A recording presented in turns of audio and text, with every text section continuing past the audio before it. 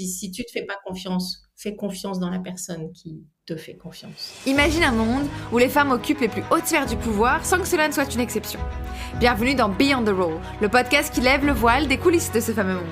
Dans chaque épisode, nous te proposons des rencontres intimes où l'on décrypte les codes du leadership en tant que femme.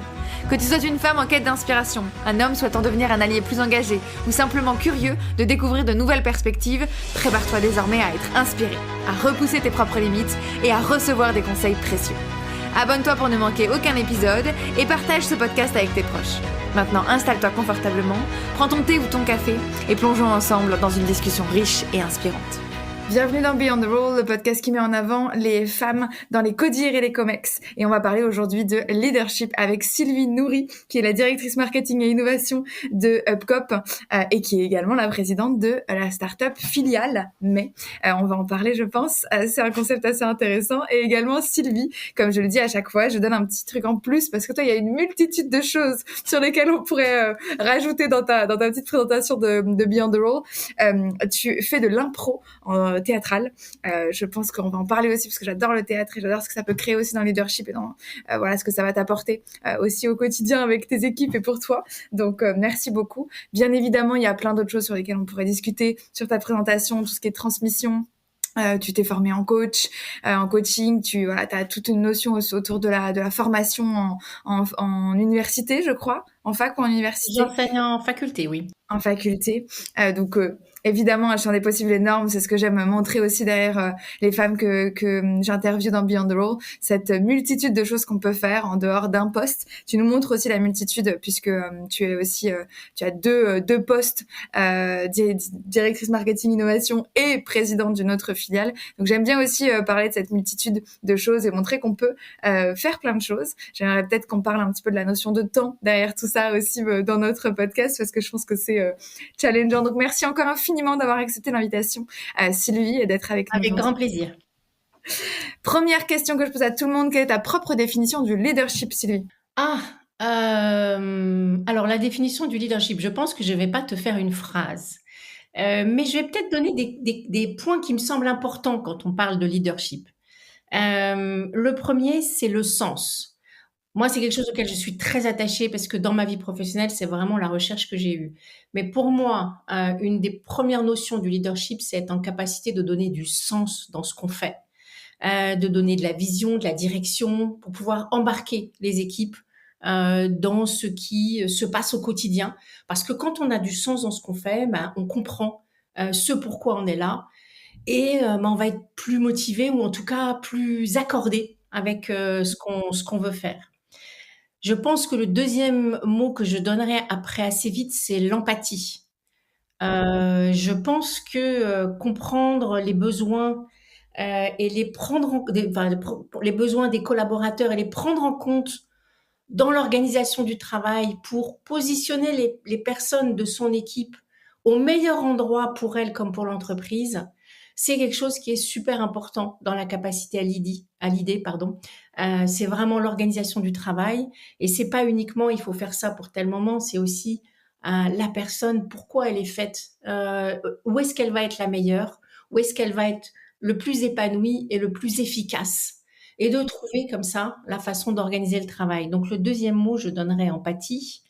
Évidemment, on peut pas échapper au mot décision. Voilà, forcément, il faut avoir la capacité de décider au bon moment, à chaque fois que c'est nécessaire. On l'oublie parfois de nos jours, mais ça reste un des points essentiels. Et puis le dernier mot que je donnerais quand même, qui est peut-être au vu d'une carrière relativement longue de ma part, qui est peut-être plus récent que les autres, c'est la capacité d'adaptation. Et je trouve que tout s'est énormément accéléré sur ces dernières années, peut-être dizaines d'années, je ne sais pas. Le monde bouge énormément. Il faut garder cette capacité d'adaptation, c'est-à-dire garder de la curiosité, être en veille permanente, savoir se remettre en question, savoir expérimenter des choses rapidement pour se faire des idées sur une nouvelle techno, une nouvelle façon de faire, un nouveau parcours, une nouvelle façon de communiquer. Bref, je trouve que la capacité d'adaptation et donc le mot qu'on met un peu à toutes les sauces qui s'appelle l'agilité Personnellement, je préfère capacité d'adaptation, heu, est aussi un point super important, dans la question du leadership. Je crois que je mettrais ces 4 mots-là. Il y en a sûrement d'autres, hein, je dois en oublier, mais je crois que je mettrais ces 4 mots-là en premier. Ouais, il y a une hiérarchie toujours de toute façon de ces mots-là. Justement, si on parle d'adaptation, il y a pour moi un terme qui a beaucoup évolué ces derniers temps, c'est le terme de l'ambition. Est-ce que tu pourrais donner ta définition, ta propre définition pour toi, Sylvie, de l'ambition? Alors l'ambition, ça peut être positif ou négatif dans le langage courant, hein, donc on va s'orienter vers la partie positive du mot. Pour moi, c'est finalement se donner les moyens de ses envies. Ça pousse à se dépasser, à se réaliser, mais en respectant ses valeurs. C'est-à-dire que ça n'a rien à voir avec une carte de visite, avec du paraître, etc. C'est vraiment comprendre ses besoins fondamentaux et se donner les moyens de ses envies pour arriver à, à combler ses besoins fondamentaux dans la vie professionnelle, par exemple, mais ça pourrait être dans la vie personnelle, dans la vie sportive. Voilà, les parallèles sont saisissants. Et voilà, pour moi, c'est vraiment ça, se donner les moyens de ses envies et de ses besoins. Et tu as un exemple dans ta vie où justement tu t'es donné les moyens de tes envies et de tes moyens? Moi, ce qui a été important dans ma vie professionnelle pour moi, et c'est ça qui est joli dans l'ambition, hein, c'est que ça concerne chacun au plus profond de soi. C'est-à-dire que ce que je vais te dire n'est ni bien ni pas bien et n'est pas à reproduire pour quelqu'un d'autre. Ce qui est à reproduire, c'est probablement d'arriver à comprendre ce qui nous anime dans la vie et ce qui fait qu'on se sent à sa place et heureux et épanoui. Moi, ça a été la quête de sens. J'ai voulu très vite avoir un métier où je me disais, où je pouvais me dire, euh, c'est ma place parce que je suis utile au monde qui m'entoure et je contribue à ma petite mesure à améliorer ce monde que je vais aussi léguer à mes enfants un jour. Et donc c'est ça, moi, mon besoin fondamental. Et oui, je pense que je me suis donné plusieurs fois les moyens de cette ambition en bifurquant très fort dans un parcours professionnel pour changer de route et toujours avec cette espèce de colonne vertébrale qui m'a animée, qui fait que euh, c'est moins la carte de visite, la taille d'une équipe que le sens de ce que je fais dans le monde qui m'entoure. C'est intéressant cette thématique du sens. Je pense qu'on en entend beaucoup parler en leadership ou d'ailleurs en RH aussi, dans le recrutement, etc. On entend beaucoup parler aussi avec la nouvelle génération, enfin du coup plus si nouvelle, mais en tout cas la génération Z dont on a beaucoup parlé, où il y avait ce grand changement de je viens pas pour travailler pour gagner de l'argent, je viens pour travailler pour avoir du sens et pour avoir un impact particulier. Et donc je change beaucoup plus souvent d'entreprise quand je retrouve pas cette notion de sens. Quelle C'est serait aussi pour toi? ça, Margot, que j'aime beaucoup cette génération. Parce que dans la mienne, ça a pas été un besoin fondamental pour beaucoup de gens. C'est comme ça. Encore une fois, ni bien ni pas bien. Le tout, c'est de trouver sa place, encore une fois, hein. Et c'est pas toujours si facile. Mais cette génération me parle beaucoup parce que ils sont nombreux en fait à avoir cette quête de sens, de à quoi je sers dans ce monde qui va vite, quelle est ma contribution au monde. Et moi, je m'y retrouve beaucoup dans cette génération, donc c'est un vrai plaisir. Et qu'est-ce que ça serait du coup les conseils que tu donnerais à quelqu'un qui démarre cette recherche, cette quête de sens, qui démarre peut-être une carrière dans le leadership, qui voilà a travaillé et commence à avoir un impact sur les autres. Tu parlais d'empathie, je pense que c'est très lié. Avoir ce sens et aussi amener les autres à chercher aussi le sens et l'impact qu'ils ont dans les équipes et bien au-delà évidemment. Quels seraient tes conseils, toi, pour quelqu'un qui démarre, pour s'assurer que ce changement-là, ce leadership-là, n'a pas d'impact sur sa recherche de sens actuelle? Euh, je pense que le mot sens est un mot valise malgré tout. Et que la première chose qui ne concerne que soi, c'est d'arriver à comprendre quel sens on donne au mot sens. C'est-à-dire, qu'est-ce qu'on met dans ce mot-là? Est-ce que le sens, c'est de faire que les gens de mon équipe soient bien dans leur travail et dans mon équipe et de les faire grandir, par exemple? Est-ce que le sens, c'est que l'entreprise que j'ai choisie est une mission qui ait un sens pour moi. Est-ce que ce sens, ça va être l'écologie, la planète, dont on entend beaucoup parler aujourd'hui? Est-ce que ça va être la capacité d'accueillir tout le monde sur la planète? Est-ce que ça va être la lutte contre le chômage et les discriminations? Est-ce que ça va être la place des femmes dans le monde du travail? Il y a vraiment des déclinaisons qui sont extrêmement nombreuses. Et puis, on n'est pas obligé d'en choisir qu'une dans sa vie. On peut passer de l'une à l'autre, mais savoir ce qui va faire écho pour soi, c'est le premier conseil que je donnerais, parce que c'est super important. Si le sens, c'est vraiment que l'entreprise est une mission très, très parlante pour soi, ben, il faut absolument privilégier ça. Et on peut pas tout avoir non plus parfois dans la vie, donc il faut commencer par quelque chose. Et puis petit à petit, on se rend compte qu'on peut avoir plein de choses quand on s'en donne les moyens. Et ça, c'est moi une chose que j'ai découvert au long de ma vie professionnelle, c'est que j'ai un peu été élevée à on peut pas tout avoir dans la vie, ma chérie, hein. Et j'ai pensé ça très longtemps. Et aujourd'hui, je pense que c'est pas vrai. On peut avoir plein plein de choses dans la vie. Il faut bien s'écouter, savoir ce qui est important et se donner les moyens. Et on revient à ta définition de l'ambition au sens positif, vraiment. Se donner les moyens de ce qui est important pour soi. Et à ce moment-là, quand on est totalement aligné entre ses valeurs, là où on travaille, les gens avec qui on travaille, la façon dont on travaille, ben, il y a beaucoup de choses qui peuvent s'aligner. Donc, ça serait mon premier conseil. Et puis après, le deuxième, c'est que, et vraiment, je le dis beaucoup aussi à mes étudiants, on n'est pas tout seul dans la vie. Donc, on marche pas tout seul dans la vie. Il y a cette expression très très connue, je sais plus, c'est quelque chose comme tout seul, on va beaucoup plus vite, mais à plusieurs, on va beaucoup plus loin. Bon, on en pense qu'on en veut, mais il y a quelque chose de vrai là-dedans. On n'est pas tout seul, donc rencontrer des gens, écouter comment font les autres, s'inspirer de gens qui nous inspirent. Tout ça, ça fait partie des façons d'avancer, parce que oui, on tâtonne au début. Je veux dire, il faut du temps. Et c'est pas en restant dans sa tête et en se disant qu'est-ce qui est important pour moi, où est-ce que je vais faire, etc.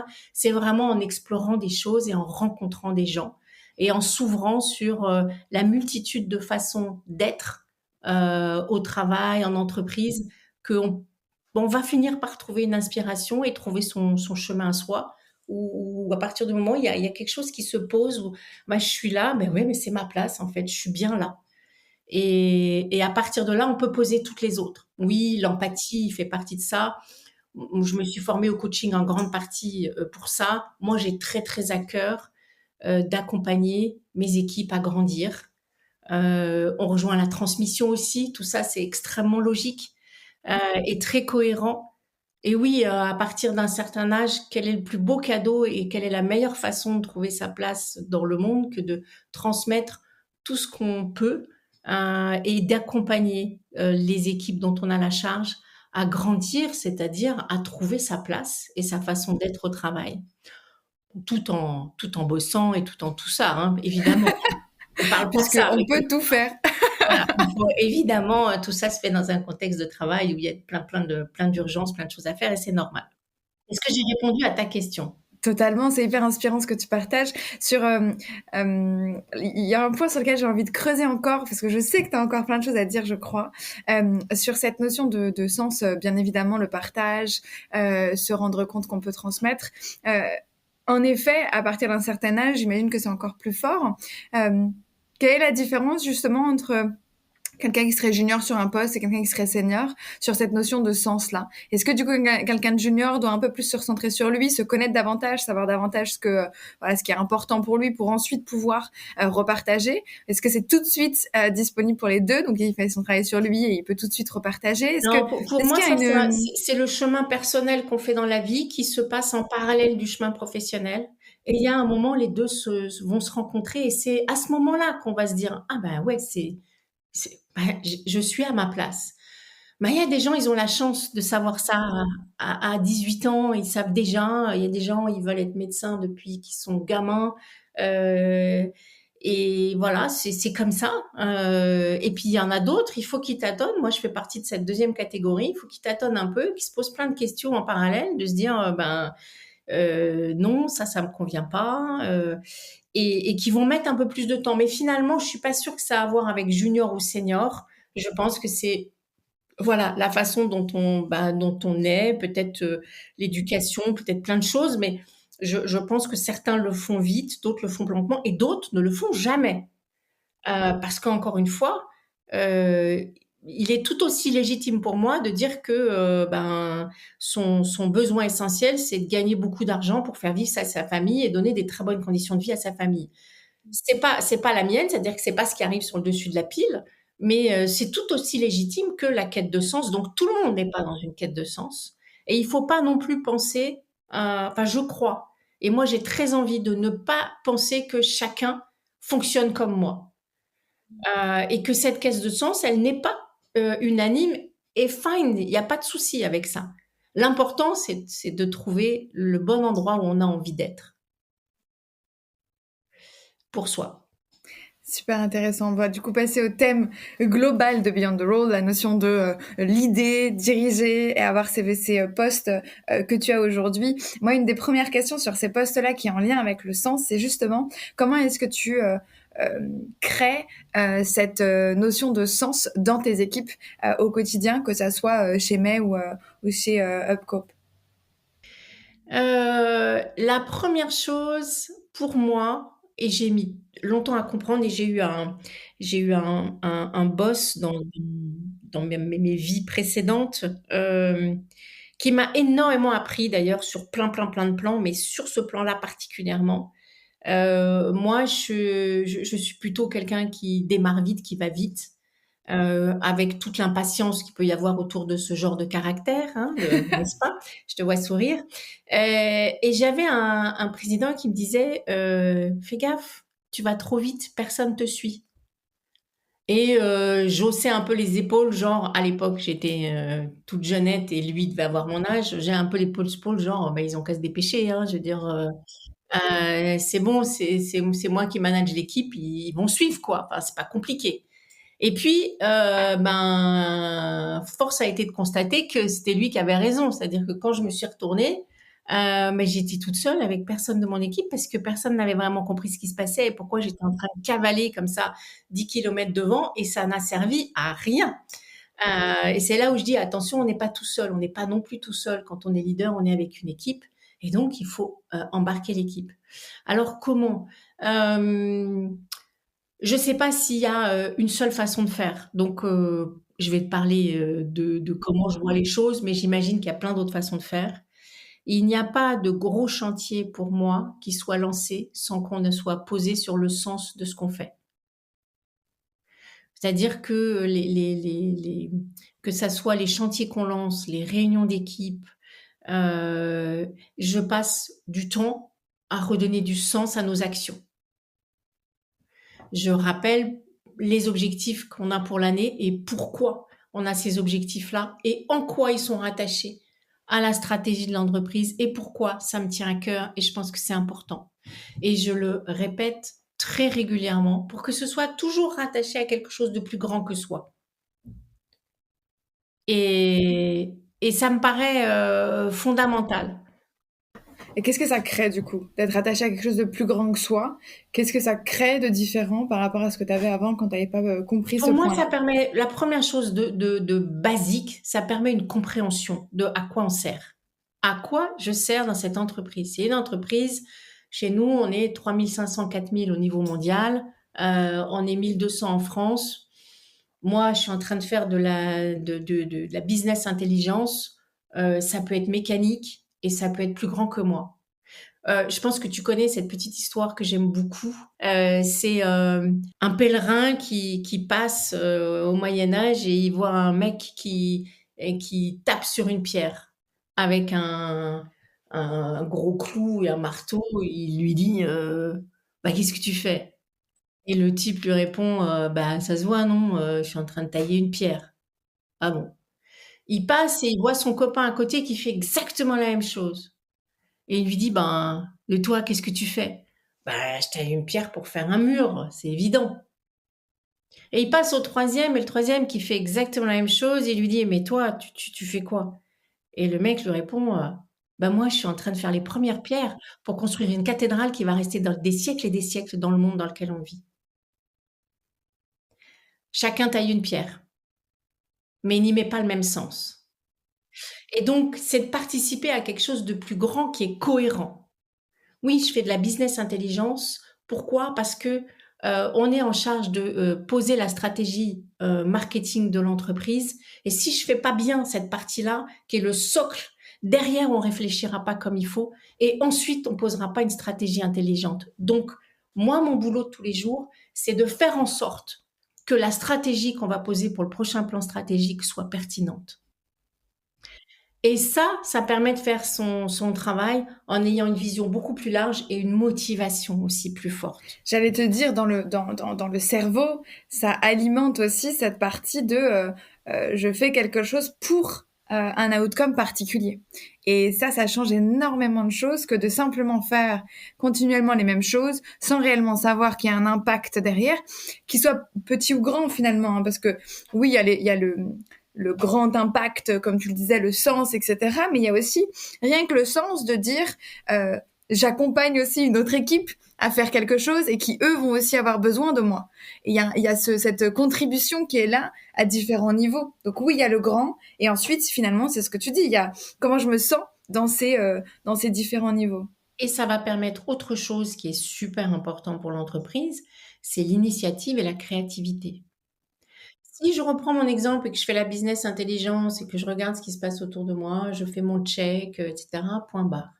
Si je comprends que tout ça, ça va permettre de construire une stratégie et que dans la stratégie, les questions que se pose ma boss, c'est 4, 5, 6, 7, 8, 10 questions, je sais pas. Alors, je vais être beaucoup plus performante, plus créative et avoir le sens de l'initiative. Et donc, ça va être très épanouissant pour moi parce que du coup, je vais pouvoir aller chercher en marge ce que je fais d'habitude et aller lui remonter des trucs en disant, tiens, tu te poses cette question-là. En fait, j'ai vu ça, c'est aux États-Unis, c'est vachement intéressant. Est-ce que tu veux qu'on aille regarder ensemble? Oui, je veux bien qu'on aille regarder ensemble. C'est pile dans mes réflexions, c'est vachement intéressant. Donc, c'est vraiment d'inscrire les actions de chacun dans quelque chose qui est un peu plus, qui est plus grand au sens de l'entreprise et qui est plus aussi large au sens de l'équipe, parce que ça va donner du sens, donner de la motivation, faire comprendre là où on est, permettre le sens de l'initiative et la créativité à chacun dans son métier. Ça me fait raisonner à quelque chose que tu as vécu du coup récemment. Comment est-ce que tu as créé du sens en disant on va lancer notre concurrent, on va créer une filiale concurrente? Comment est-ce que tu crées justement ce sens-là pour que tout le monde, entre guillemets, te suive dans ce, moi j'appelle ça des bold moves, les moves un peu audacieux, les mouvements un peu audacieux d'entreprise qui lancent quelque chose de différent. Comment est-ce que tu as créé tout ça? Alors, ça s'est pas fait tout seul, hein, toute seule, là, loin de là. Moi, avec mes petites pierres, non? Voilà, vraiment loin de là. Dans la direction que j'anime, il y a la partie innovation. Hein. Donc, innovation, c'est regarder tout ce qui bouge, anticiper ce qui peut bouger. Ça peut être une nouvelle techno, ça peut être des offres très très disruptives, ça peut être des nouveaux positionnements, etc. Donc, bah, du coup, on a toute cette chaîne hein, qui permet de regarder. Et il y a quelques années, un de mes adjoints à l'époque commence à nous parler d'open banking, qui est une technologie qui émergeait. Donc, l'open banking, c'est cette idée que tu peux ouvrir tes comptes bancaires à un acteur qui va te proposer des services. Le plus connu, c'est souvent tu ouvres et puis tu vas avoir un acteur qui va te dire, écoute Margot, tu as l'air de payer 250 € d'assurance. Moi, j'en ai une à 80 €. Est-ce que tu veux que je te mette en relation? Et donc, pour nous, l'open banking, on s'est quand même tout de suite dit, ah, ben, ça permettrait quand même de sacrément changer la donne dans nos activités, parce qu'au lieu d'avoir une carte titre repas pour aller déjeuner au restaurant ou faire ses courses alimentaires en supermarché, on pourrait ne pas avoir de carte supplémentaire, donc c'est bien pour la planète, ça fait moins de plastique, ça fait moins de distribution, c'est moins cher pour tout le monde, le client, nous, etc., l'utilisateur. Et puis, en allant juste avec sa carte bancaire, si jamais on a l'open banking, on peut voir le soir que tu as déjeuné au resto Tartampion et te rembourser en respectant toutes les contraintes réglementaires, URSSAF, etc. On s'est dit, oui, ça change quand même pas mal la donne. Donc, on a commencé à explorer le sujet et il y a eu un moment où je l'ai apporté à la présidence en disant, voilà, il y a quelque chose qui nous semble vraiment très intéressant. C'est une innovation quand même très disruptive, on est très en amont du marché, mais quand même, c'est suffisamment intéressant pour que je pense qu'il faut qu'on aille explorer. On a pris un startup studio, on a défini une offre en 3-4 mois et on l'a reproposée en interne à notre président, au conseil d'administration et au COMEX. Et on a décidé d'aller explorer le sujet en créant une filiale parce qu'on est un gros leader du marché, un des 4 principaux acteurs. On a énormément de clients, énormément d'utilisateurs. Ça, c'est quelque chose qu'on peut pas bousculer ou mettre en péril pour une innovation de rupture dont on ne sait pas encore ce qu'elle va donner. Et donc, on a créé cette start-up autour de 2 idées majeures, l'open banking, et puis on en a profité pour faire une deuxième innovation majeure, ce qu'on appelle le flex, c'est-à-dire au lieu de te donner tant en cadeau, tant en culture, tant en sport, tant en vacances, on te dit tu as un montant global et c'est toi qui choisis comment tu l'utilises.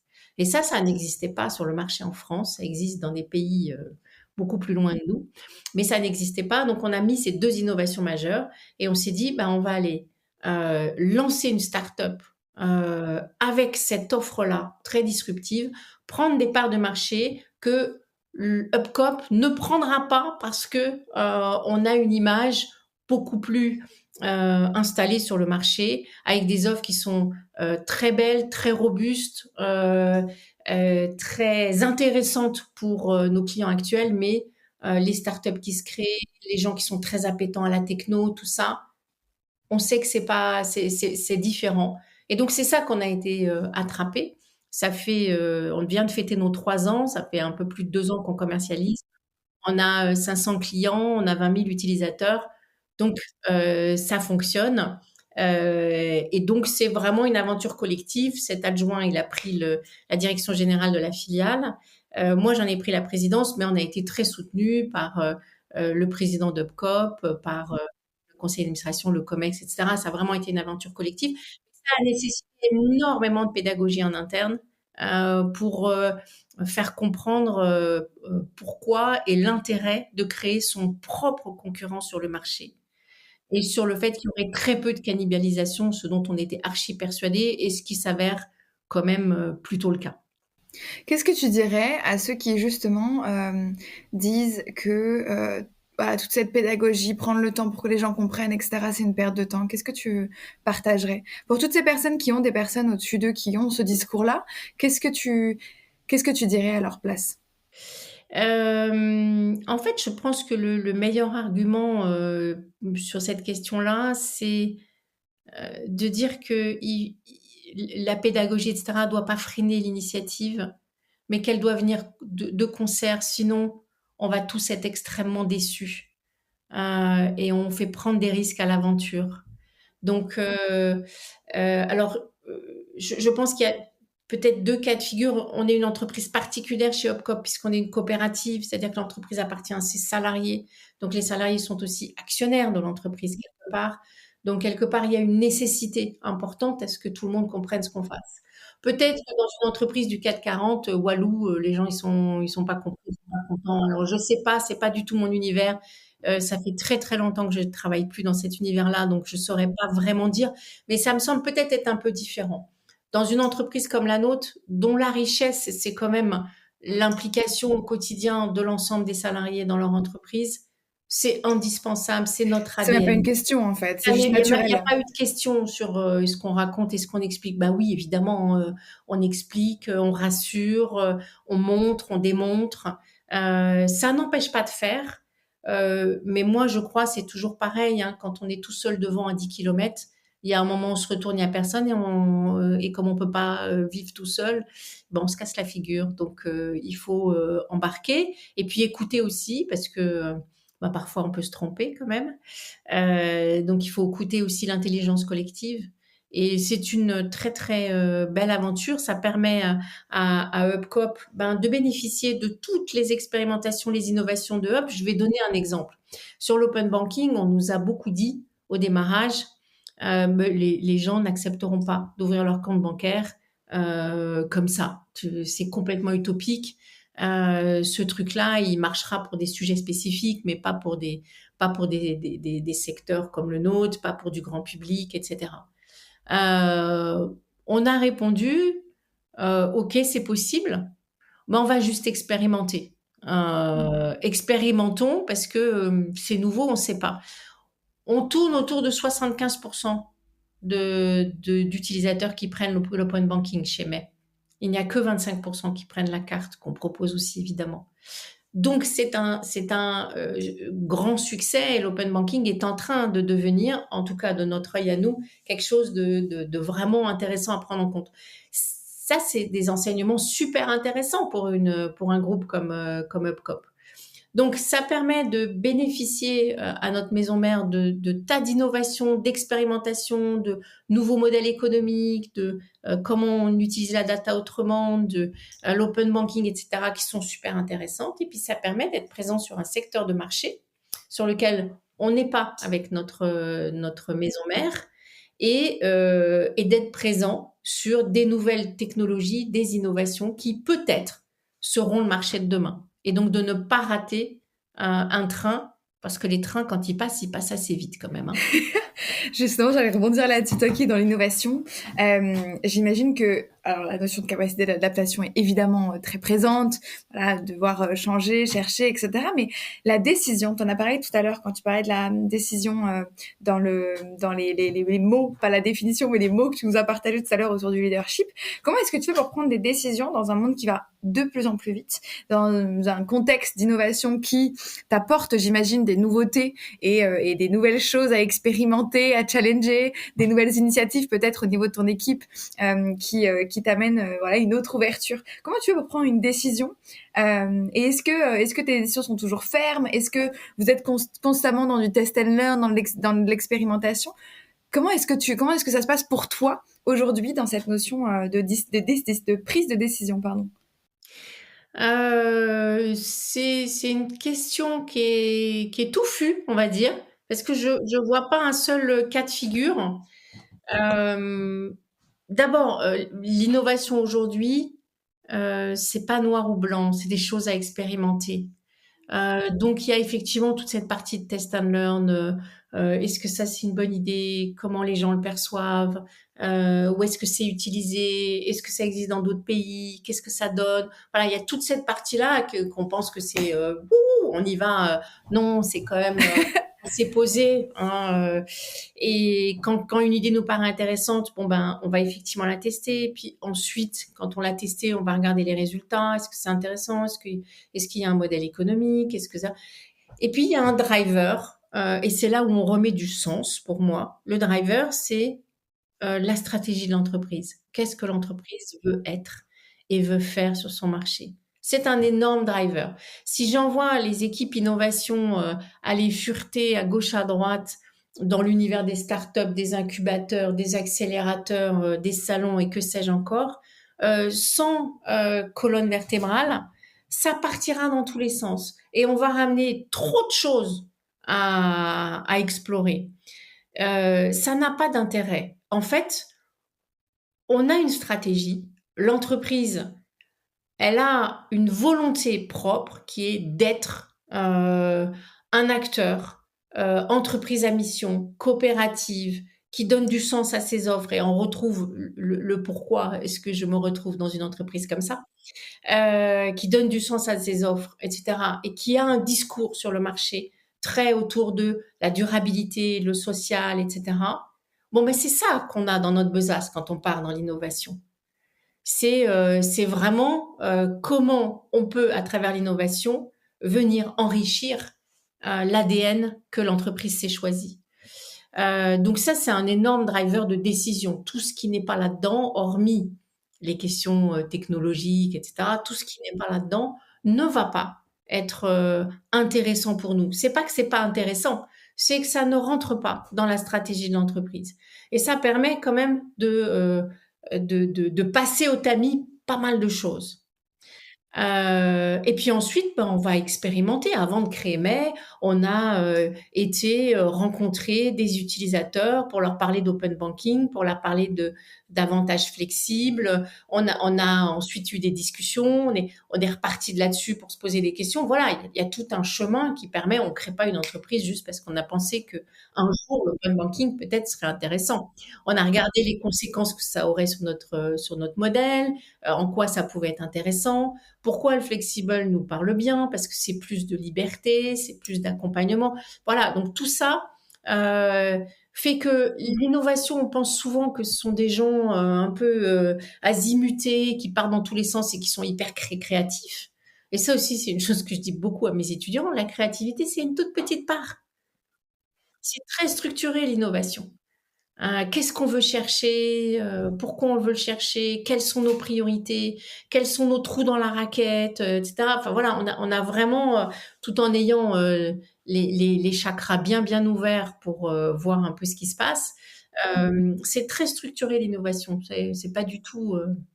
On dit beaucoup d'ailleurs que la créativité, elle peut se retrouver en dehors du travail, hein. Comme ce que toi tu nous as partagé, on peut aller la chercher ailleurs que dans son quotidien du travail. Et d'ailleurs, moi je le partage très souvent et je pense que c'est quelque chose de très important. La notion de sens, en effet, c'est important d'avoir du sens dans son travail, mais le travail ne peut pas tout donner. On peut pas demander à une entreprise qu'elle nous donne, qu'elle nous apporte la réponse à tous nos besoins dans juste un travail. C'est pas possible et c'est aussi pour ça que je veux mettre en avant que on a d'autres choses que simplement notre travail, qu'il peut y avoir aussi d'autres postes, qu'on peut aussi avoir des hobbies qui prennent de la place et dans lesquels on va aller alimenter cette créativité. Je voudrais rebondir sur un point dont tu as parlé, la notion d'efficacité, parce que je pense qu'en effet, on peut avoir peur de perdre en efficacité quand on est dans des métiers comme ça où il y a plein de choses, ça va très vite, et l'innovation en fait partie. Hein, le fait qu'il y ait tout le temps quelque chose de nouveau, on a l'impression que je bosse sur un truc, j'ai encore un autre truc à aller, une autre thématique, un autre domaine sur lequel je peux aller creuser, une autre innovation ailleurs qui m'est envoyée. Comment est-ce que tu travailles ta notion d'efficacité sur deux choses, donc dans ton quotidien et avec ton équipe, mais aussi toi, dans ton monde plus personnel, avec les différentes casquettes que tu as? Alors, je vais commencer par le deuxième point, l'efficacité. Pour moi, est beaucoup une question d'organisation. Donc l'organisation, c'est la première chose, c'est savoir réserver dans sa semaine un moment, sans réunion, sans rien, que je dédierai à ce dont j'ai besoin à ce moment-là. Donc ça va être les urgences, parce qu'il y en a, d'accord? Et si ta semaine, elle a été blindée partout, les urgences, tu sais pas où les mettre. Donc ça va être les urgences, ça va être la capacité justement à prendre un peu de hauteur et à réfléchir. Réfléchir à l'équipe, aux endroits où il y a des choses à améliorer, réfléchir à la stratégie, prendre de la hauteur sur la contribution de l'équipe en entreprise. Voilà, ça peut être plein de choses, ou ça peut être des réunions qui viennent se coller en plus, mais j'ai ce moment-là toutes les semaines qui est une sorte de soupape dans laquelle je suis en plus bien plus efficace parce que je ne suis pas dérangée tout le temps. Donc ça, c'est la première chose. La deuxième, moi, que j'ai, qui me sert énormément, c'est quelque chose que j'ai appris en étant moi-même coachée avant de me former au coaching. C'est un point que je fais avec une personne extérieure, donc j'appelle ma copine de business, que je fais une fois par semaine, où on ne fait que se répondre mutuellement à la question de cette semaine aura été efficace si tu fais quoi? Qu'est-ce qui fait que vendredi, tu diras que tu es contente de ta semaine et que tu as été efficace? 3, 4 bullet points maximum. C'est pas une to-do list. Je l'ai, ma to-do list, elle est longue comme as, comme tout le monde. Et dès que j'en raye 2, j'en rajoute 4, donc on connaît. Non, c'est dans tout ça, qu'est-ce qui fait? Qu'est-ce qui est important dans ta semaine et qu'il ne faut pas que tu lâches de vue? La notion d'intention, en fait. Sur quoi est-ce que je place mon Et intention? une fois que c'est posé par rapport à l'autre personne, je l'ai en tête. Quelque part, je l'ai en tête. Et je l'oublie pas parce que le lundi suivant, je lui dis aussi: «Est-ce que j'ai fait mes 3 bullet points de la semaine dernière? Mes 3 priorités, mes 3 intentions, est-ce que je les ai fait ou pas?» Alors, c'est pas grave, hein, on se tape pas l'une l'autre, mais ça met dans l'esprit les 3 intentions de la semaine et moi, je sais que c'est très structurant parce que je ne les oublie pas. Et ça rajoute un engagement. On dit très souvent que quand on partage quelque chose, quand on le dit, quand on l'écrit et qu'on le partage à quelqu'un, ça a, je sais plus les stats, mais un énorme pourcentage supplémentaire de les garder en tête et que ton cerveau s'en souvienne.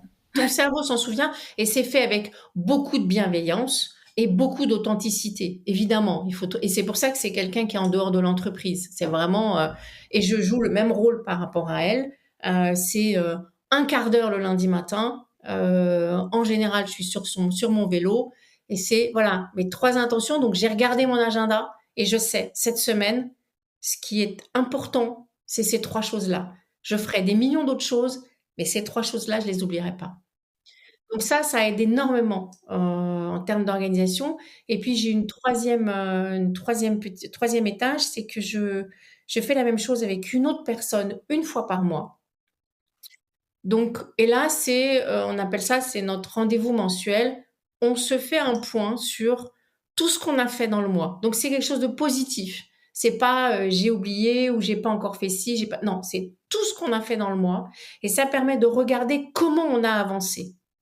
Et comme on est dans un monde où on passe son temps à rayer 2 choses de la to-do list pour en mettre 5 et à regarder tout ce qui reste à faire, Tout le on temps. ne s'arrête jamais pour se dire: «Waouh, mais en fait on a avancé tout ça, OK». Et ben ça ancre énormément, ça donne énormément de puissance au sens très positif du terme, hein, c'est pas la puissance qui écrase, c'est la puissance pour soi.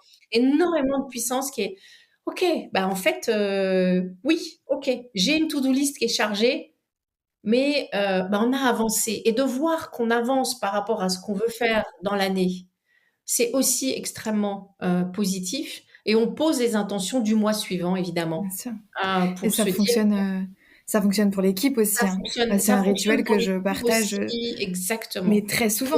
c'est même quelque Regarder ce qui a été fait, ce qui est terminé exactement et placer son intention. et célébrons quelque part, on célèbre jamais et c'est quelque chose que je dis par exemple beaucoup à mes enfants quand voilà, ils sont dans les études, voilà, ils réussissent quelque chose, je dis: «Arrête-toi et célèbre». Prends 24 heures, prends le week-end, prends 3 jours, ne repars pas tout de suite dans tous tes trucs à faire, célèbre. Va faire la fête, va danser, Et comment tu l'appliques va faire du sport, qu'est-ce que tu veux, dans mais l'équipe? fais la fête. Et donc voilà, donc ça aussi, c'est pour donner du sens dans l'équipe, je fais au moins 3 fois par an un point sur où est-ce qu'on en est. OK, Depuis le 3 début de fois par an. l'année, on a fait ça, on a fait ça, on a fait ça, on a avancé et on est content. Et je commence toutes mes réunions d'équipe par un truc qui maintenant, je pense, fait sourire, mais au début un peu étonné. J'appelle ça la flash news positive. C'est ceux qui veulent donnent une information qui dure 30 secondes, qui est positive. Je ne veux aucun négatif. Ah ben, on a réussi à faire ça. Ah ben, on a cranté ça. Ah ben, on a terminé ce projet-là. Ah voilà. Donc, on célèbre, voilà, en quelques secondes. Oui, c'est un point important à partager. Je pense que, et très souvent, c'est ce qu'on me dit, moi, dans les ateliers. Je fais des ateliers sur les routines et les rituels pour que justement le cerveau soit plus dans le positif et dans la cohésion. Et très souvent, on me dit, bon, mais ça va prendre du temps. Si t'imagines à chaque fois, chaque réunion, je fais ça. Alors déjà, c'est pas obligé de le faire à chaque réunion et à chaque fois. Déjà, tous les mois, ça sera bien mieux que jamais. Et en plus de ça, ça peut être hyper court. Donc, merci de le rappeler ici parce que c'est ce que tu dis, juste 30 secondes. Et plus vous allez le faire, plus les gens vont se souvenir que c'est 30 secondes. Et après, au leader d'être maître du temps. Et voilà, si quelqu'un se part dans 10 minutes d'explication, je stoppe. C'est pas un point sur un sujet, c'est juste, ben, on a atteint 250 000 bénéficiaires de tel projet. Génial. On s'applaudit, on passe au suivant. Parfois, il y en a 2, parfois, il y en a 6 flash news positives. Et je le fais à chaque réunion. Alors après, moi, c'est des réunions de grande équipe, c'est toutes les 3 semaines, c'est pas toutes les semaines. Mais je le fais à chaque réunion. Et donc, ça nous prend entre 5 et 10 minutes, hein, c'est pas le bout du monde. Non. Merci. Très bon conseil. Très, très bon conseil. Et en effet, sur la partie, pardon, efficacité de l'équipe, assez rapidement pour qu'on fasse les 2 dernières questions. Alors, sur l'efficacité de l'équipe, quelle est ta question? Parce que j'ai La oublié. question, c'était comment est-ce que tu fais pour que justement toute cette notion d'avoir plein de projets différents, plein d'innovations, comment tu fais pour que justement ils se concentrent sur une efficacité dans leur quotidien? Parce que l'innovation, c'est plein de choses tout le temps. Et on sait que Alors quand il y ça, a c'est alors quelque chose avec plein de... l'équipe est loin d'être que l'équipe innovation, hein, donc Oui, c'est valable pour tout le reste, hein, parce qu'il y a, la business intelligence, il y a des projets, il y a, du marketing et digital, en voilà. fait, Non, ouais, ça, je quand je pense te que dis ça, je me dis tout de suite qu'il y a quand même dans plein d'autres équipes, oui, l'innovation, c'est évident, mais en fait, dans plein d'autres équipes, tu as quand même aussi plein de sujets, plein de choses, et aujourd'hui, beaucoup de choses changent dans beaucoup de domaines, hein, rapidement. c'est, pour moi, le cap qui doit être fixé. Ok. On ne travaille pas sans avoir de cap, donc de sens, on y revient.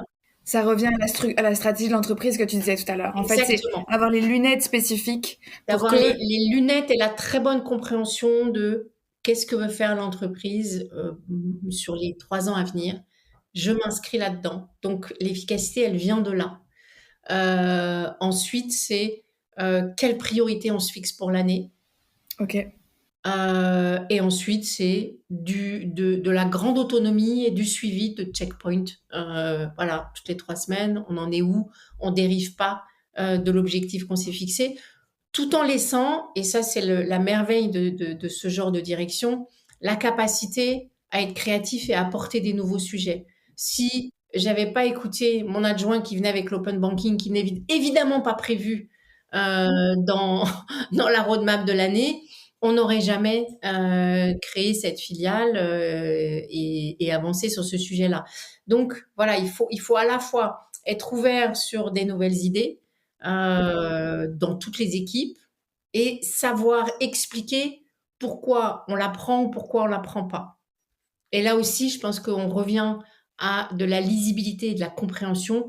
Pourquoi cette idée que tu me proposes, je ne vais pas décider de la creuser et je te l'explique. Pourquoi cette idée-là, je décide de la creuser et je l'explique aussi. Et ça, c'est en lien avec la stratégie de l'entreprise, avec les capacités qu'on a, avec les priorités qu'on a. Donc tout ça, c'est facile d'expliquer. C'est pas un dada de Sylvie ou de Pierre-Paul Jacques sur ça me parle pas ou j'y crois pas ou non, j'y crois pas n'a pas d'intérêt. C'est qu'est-ce que l'entreprise veut faire, quelles sont les priorités de l'année, où est-ce qu'on en est de nos priorités, est-ce qu'on a la capacité à faire et on pose. ok. Merci. On termine avec les deux dernières questions. J'aimerais parler avec toi encore 2 heures. Ça me passionne, merci. Quel est le pire conseil qu'on ne t'ait jamais donné, Sylvie?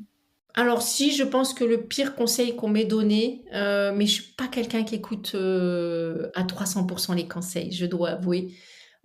J'écoute beaucoup, mais les conseils, je suis euh, très interrogative sur les conseils. Je pense qu'accompagner quelqu'un, ça n'est pas donner un conseil.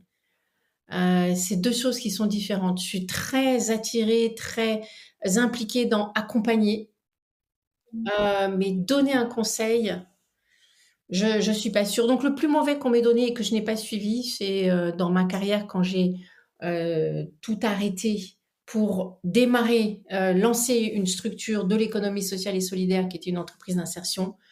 Beaucoup de gens m'ont dit: «T'es complètement folle, tu as un métier avec une carrière toute tracée, tu gagnes bien ta vie, tu diminues ton salaire, tu vas faire un truc, tu sais même pas si ça va marcher, si ça va durer, c'est n'importe quoi». Je l'ai pas suivi et je pense que rétrospectivement, c'est probablement une de mes meilleures décisions de ma vie professionnelle. Comme quoi, parfois, les personnes, et je suis assez d'accord sur la notion de conseil. Parfois, les conseils, même avec toute la bienveillance qui veulent nous donner, parfois, en fait, tant qu'on n'est pas la personne, c'est très dur de partager un conseil parce que on connaît pas tout. Mais on peut aider quelqu'un à réfléchir sans donner de conseils. Qu'est-ce qui fait que tu penches vers ça? Est-ce que tu as pensé à ça? Voilà, tout ça on peut, mais tu devrais pas ou tu devrais. Quel est le meilleur questionnement? Alors, je vais changer ma dernière question pour toi. Quel est le meilleur questionnement qu'on t'ait donné? Quel est le meilleur questionnement? Oui, je pense que c'est voilà, quelqu'un qui a été très important dans ma vie professionnelle qui m'a dit un jour, si tu n'as pas assez confiance en toi, fais confiance à la personne qui te fait confiance. Donc, eh bien, je sais pas, je te propose un poste, Margot, et tu te dis, non, mais je suis pas du tout capable de faire ça. Ben, fais confiance à la personne qui te le propose et laisse-toi couler dans cette confiance-là. Et je pense que ça a été un des meilleurs conseils, hein, qui m'ait été donné, qui n'était pas prends ce poste ou fais ça, mais qui était si c'est parce que t'as pas confiance, alors pose ta confiance dans celui qui te choisit, celui ou celle qui te choisit. Et je pense que ça a été le meilleur conseil parce que j'ai pris ce poste-là, où j'avais l'impression que j'avais 5 marches à franchir d'un coup. Et je pense que j'aurais probablement pas pris si j'avais pas entendu cette phrase-là. Donc c'est une phrase que j'utilise beaucoup aussi moi dans mes équipes. T'as pas assez confiance en toi, fais-moi confiance. Parce que moi, je pense que tu en es capable. Donc, est-ce qu'on y va ensemble? Et c'est beau, ça clôture avec ce que tu disais sur le fait qu'on n'est pas seul et que parfois, quand on est tout seul, on voit pas forcément la totalité de nos capacités. Exactement. Et puis, on sait aussi qu'en tant que femme, on se met des plafonds pour plein de raisons. C'est pas le sujet du podcast, donc on va pas se rouler là-dedans parce que on est reparti pour 2 heures. On sait que quand il y a un poste, les femmes vont se dire, oh là là, il y a 40% des trucs que je sais pas faire, faut pas que j'y aille, alors que un homme n'aura pas ce réflexe-là, il va plutôt se dire, bon, c'est bon, je sais faire 60%, je suis le roi du pétrole, j'y vais. Fine, c'est comme ça. Écoutez cette phrase comme un mantra. Si tu te fais pas confiance, fais confiance dans la personne qui te fait confiance.